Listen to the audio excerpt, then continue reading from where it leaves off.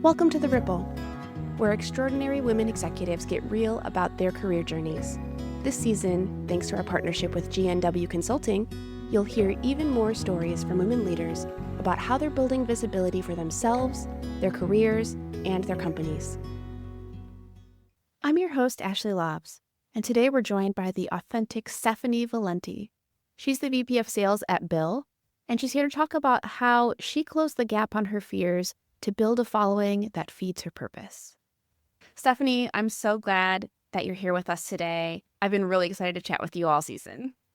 I can't believe it. I'm here. Finally, we've been talking about this for a really long time. It should be an unbelievable conversation.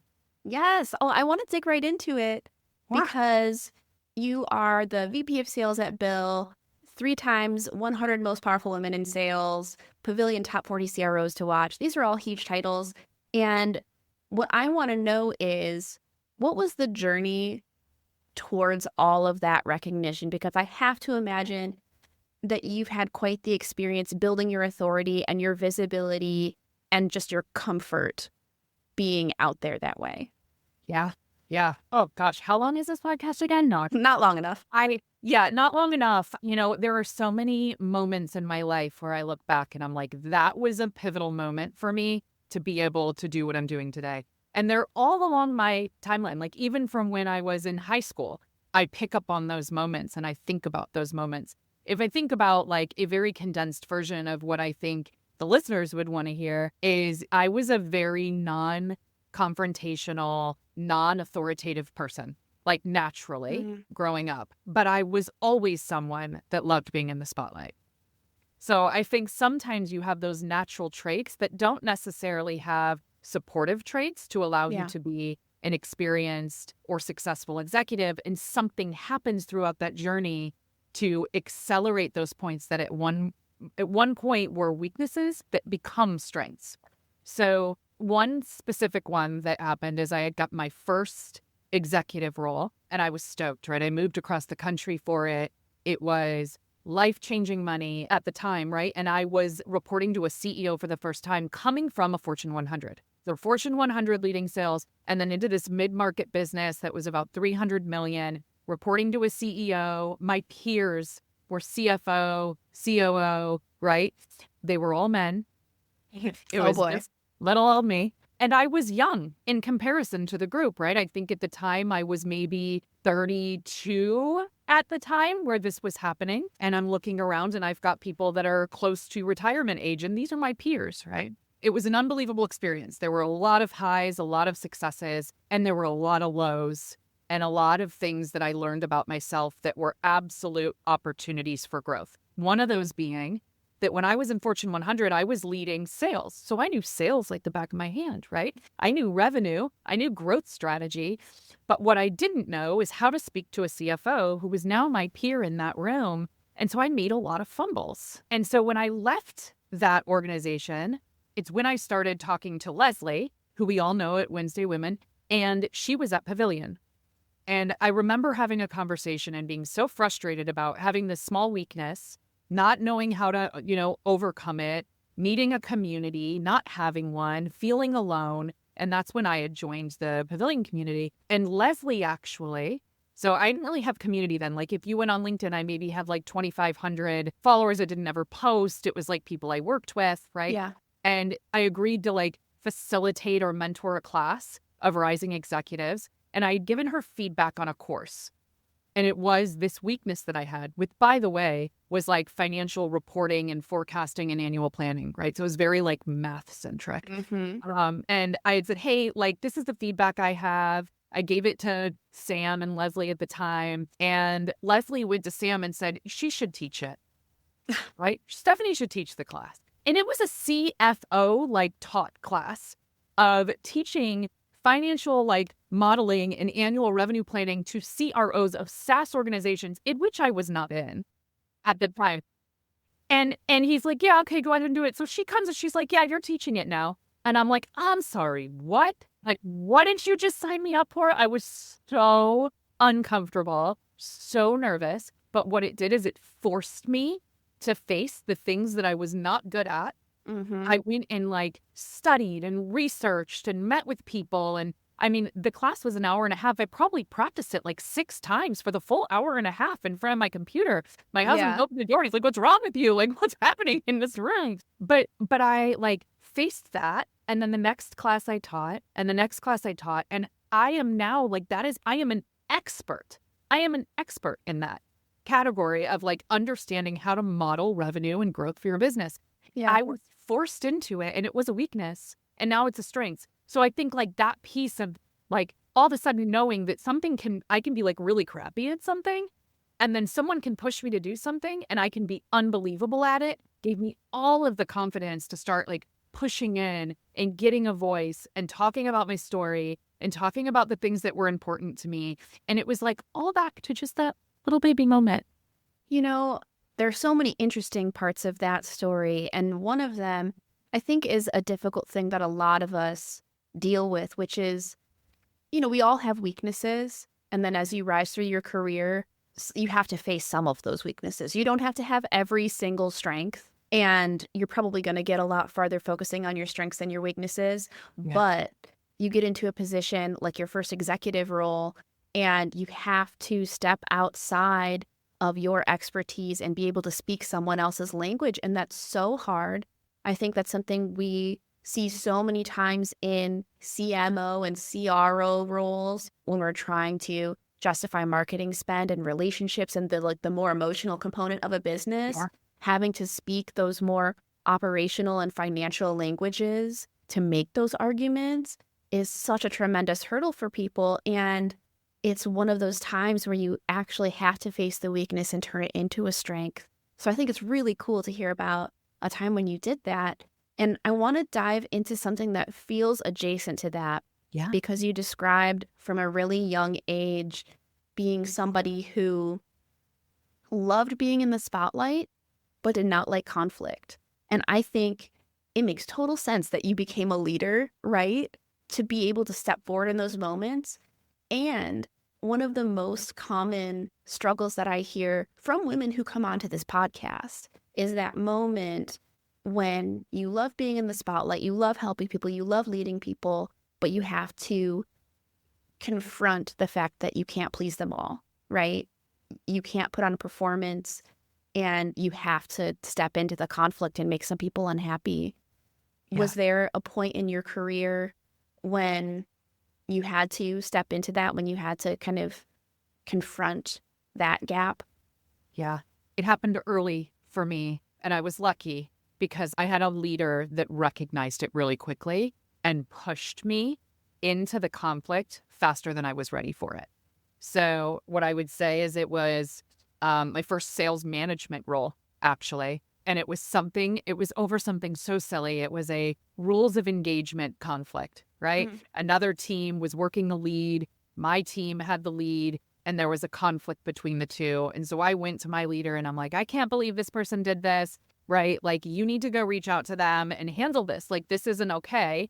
And he just looked at me and he said, yeah, you're a leader, so you're going to handle this. Let me know when it's taken care of. And I was just like, I don't want to go have this conversation. And I mean, it was to the point where I had like butterflies in my stomach. I felt super uncomfortable. Like I felt like I was going to throw up.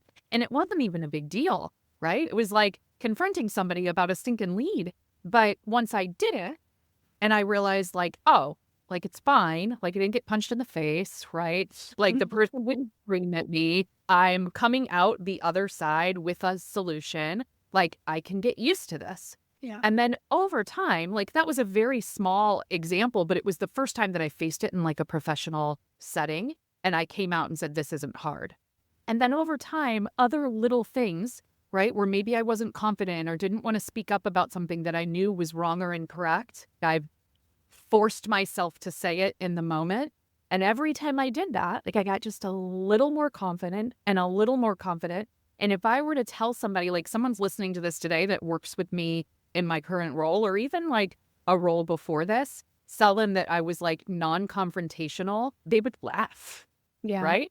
Because now I think people would probably call me like not confrontational, but like not afraid of conflict at all. Yeah. Not even a little bit.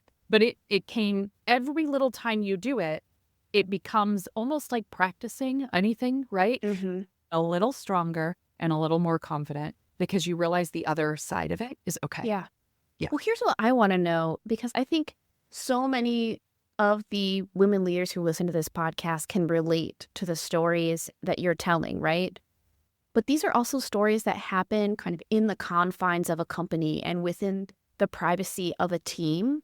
Yeah. And you're someone who has stepped out into the spotlight of your industry, right? You've gotten these accolades, you've stepped into community, you put yourself forward as a leader, as an instructor, all these things. What was it like for you to translate some of these lessons from your career into more of a personal brand or visibility or thought leadership, whatever you like to call that? What was it like for you to translate some of those lessons into showing up in public? Yeah. I have always naturally been exceptionally authentic to who I am and what I'm about. Like, it's in storytelling and teaching, even the way that I lead. Like, I can't put on a face. I'm not good at it. It comes out wrong. I can't be somebody that I'm not, right? And so that is something that I've always been naturally. But what I'd say is I didn't, like, the first time I wrote a LinkedIn post that shared something incredibly vulnerable and real about myself, I was really scared to push the button.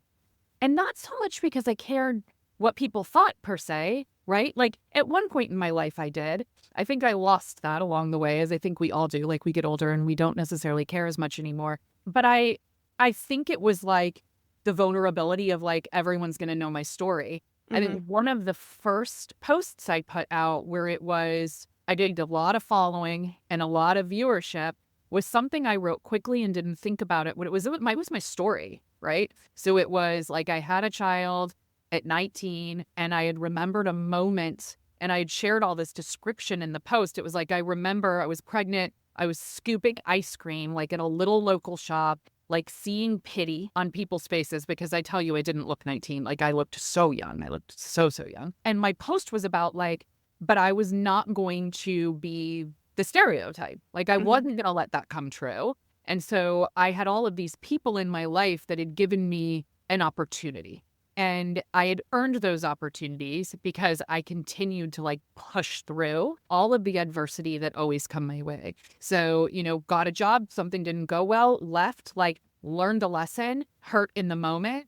What do I got next? Right.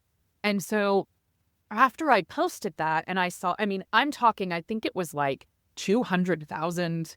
It was huge, right? It was like one of my first big posts and it was huge on LinkedIn. And all of these women responded telling their stories.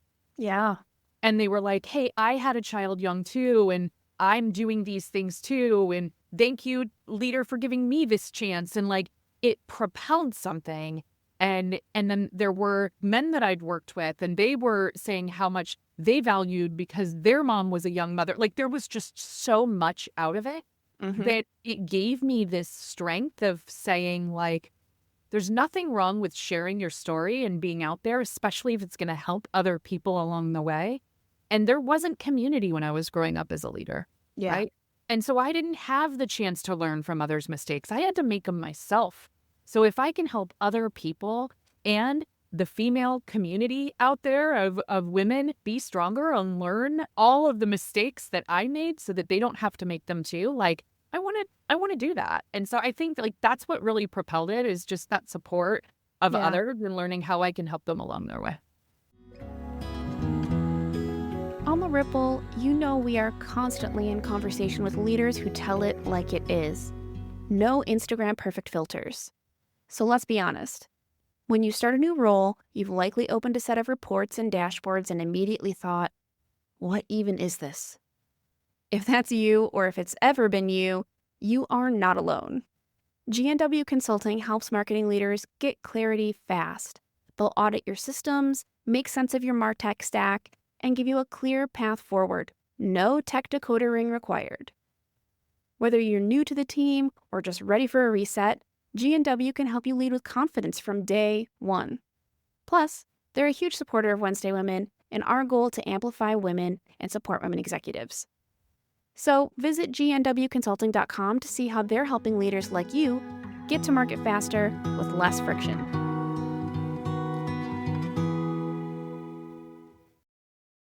I want to dig into the fear behind that before you push the button, because just even in my business, I notice there are so many women who say that in general they feel the same way that you do, that they feel like they know who they are and they don't care what anybody thinks and they've got the experience to back up what they're doing, right?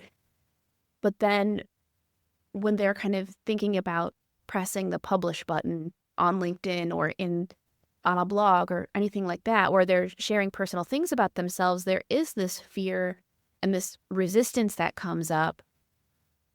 And now we know from your story that so often a lot of connection and community and opportunity is on the other side of that button. But like, what was holding you back? What were you afraid of in that moment? Yeah. What did you think was going to happen? If I dig deep in, I think it was probably this association of like work is work and personal is personal. And look, I didn't go to a really big fancy college, right? I was pregnant. So I didn't go to like I had to do school on the side and work 3 jobs. Like I had to do those things. And so it's almost like I wanted to put a professional face on for the professional community. And blending those things wasn't something that you did when I was growing up in my professional career. Mm-hmm. You just didn't. You didn't have Facebook friends of people that worked for you or worked with you. Like you didn't do those things. And the world has changed drastically since then, right? Where authenticity is something that's promoted, but it wasn't that way in like a long time ago when I was growing up in the corporate world. And so I think there was some of that where I was like, am I going to go out there and put this out here in the world? And if I do, is a future employer going to look at this and think less of me? Yeah. Right. Yeah. I think that's such a common story. Like we hear so many stories of women who, at this point, they've been an executive for like 15 years and they got there by not having a personal life in the eyes of their employer, right? Like I'm not talking about my kids here. I'm not talking about my partner here. I'm not talking about, what makes me happy here. I'm just talking about the work, and that's what gets me where I'm going. Yeah. And now it means something so different to be a leader. Totally. And it feels like a threat to the roadmap that got them here. Yes. Right? Is that how it felt for you? That it felt like a threat? Yes. And the other piece of this is I was so active for a bit, right? Like really active. Like I was sharing a lot of great stories. I always did my posts on feeling and what I was thinking in the morning, like never scripted, never planned. And I was a CRO at a company and had posted something. It got a lot of buzz. And it was really about like how I'm working a lot right now, but I'm enjoying myself, right? It got so much buzz, it went LinkedIn lunatic.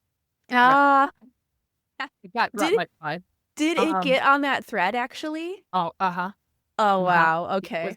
And all it was is like, hey, like, yes, I'm working a lot, but I'm enjoying myself right now because I'm new in my role and I'm learning. And it was, I am promoting like 14-hour work days. That's not what I was doing, but that's how it was fun. But anyway, like I had in that organization, one of the founders had given me a lot of heat for posting, saying I should control what I'm putting out there in the universe and think about what I'm posting. And it set me back a couple steps because I started second guessing everything that was coming out of me, where in the past it was so organic, right? Which is why I think people connected with it. And I started to get really worried about like, how is it going to be perceived by every single different type of person out there in the world? Yeah. Right. And so I've overcome that at this point, but it was something that set me back for a moment. So I would also say, like, I think that's another thing that we struggle with is like, we have this empowerment moment and we do all of these wonderful things. And then one person could put like just a little like finger poke into it and then it crumbles again and you have to build it all the way back up. I think that's a great point that I just want to dive into that a little bit more because it's something that a lot of people struggle with. I think people feel torn between being a mouthpiece for the company that they work for, or even if it's their own company. It's like my objective here, sharing on LinkedIn or wherever you're doing it, is to sell the company, right? Feeling torn between that and wanting to be yourself and also having your own objectives. Yeah. And wanting to write in your own best interests, right? What advice do you have for our listeners who might be dealing with that pressure, wanting to be authentic, and that's hard enough. But Wow. then also having a layer where their employer or their investor is watching and maybe wanting a say in how they express themselves. What Yeah. advice would you have for them? Your LinkedIn profile is your LinkedIn profile. And so it's not your business's, right? Like your business is not on your profile's name. Like it doesn't say, Stephanie Valenti sponsored by, right? It's just me. And look, I think you have to be respectful. And I wouldn't work at an organization where I didn't align with their core values. And so I need to make sure that my core values are always showing in the right way when I'm acting authentic or speaking authentic or posting a video or on a podcast. I need to be aware of the things that are appropriate to say and not say when it comes to the business.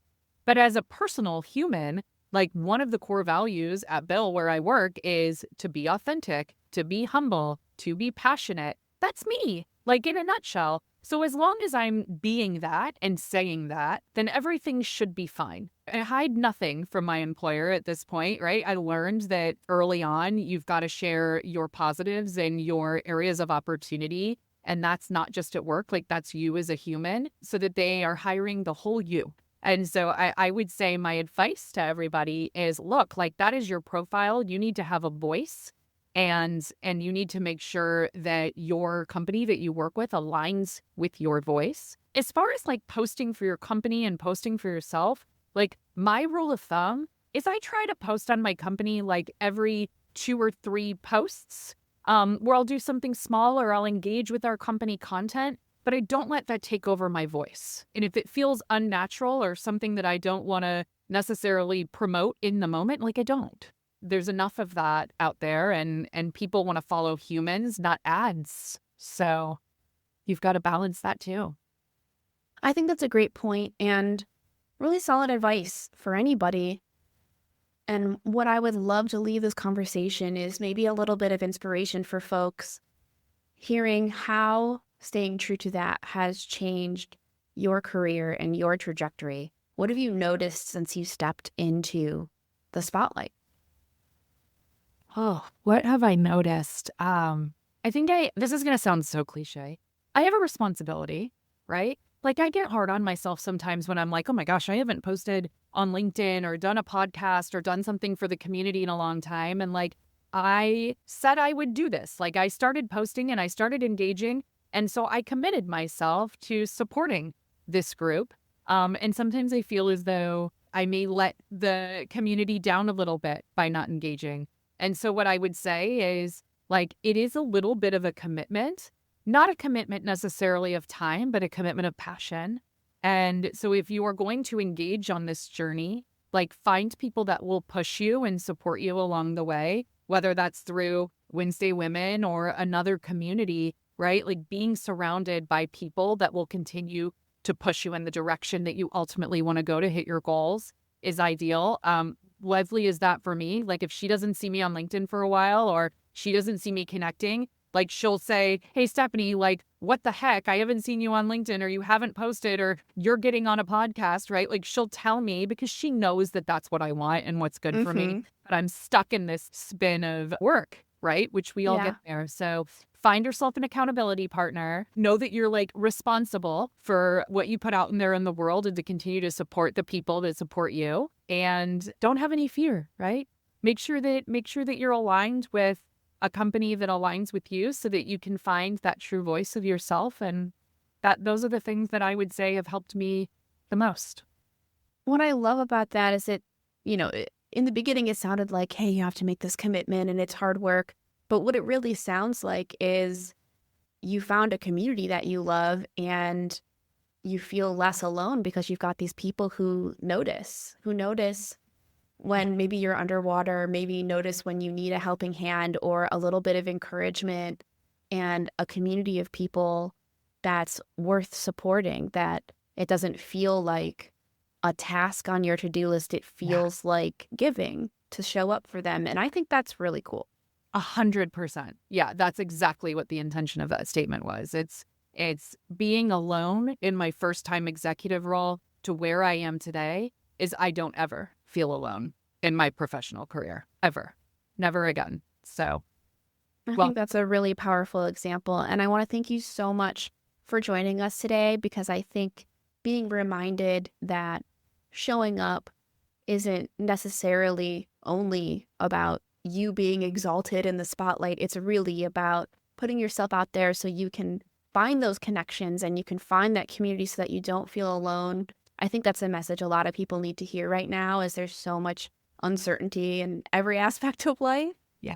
So I really appreciate you sharing your experiences. I think it's going to resonate with so many people. You are so welcome. Thanks for having me. Thanks for joining us.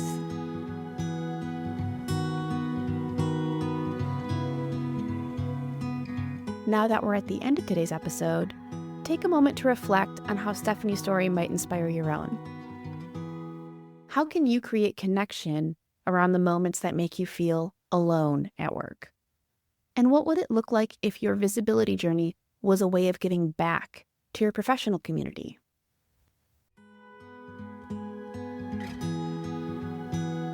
If today's show inspired you to think of an extraordinary woman leader in your life, let her know about the Wednesday Women Executive Membership. It's a safe space for women leaders to tackle any challenge, ask questions, and uplift others. And if you enjoyed today's episode, please give us a review on Apple, Spotify, or wherever you listen. Your ratings help us grow and inspire even more people. Thank you to our Season 2 sponsor, GNW Consulting, to our executive producers, Melissa Moody and Leslie Greenwood, and to our technical producer, Yelena Georgievich, with Kind Media Productions. I'm your host, Ashley Lobbs, hoping this small ripple creates a big wave in your life. Until next time.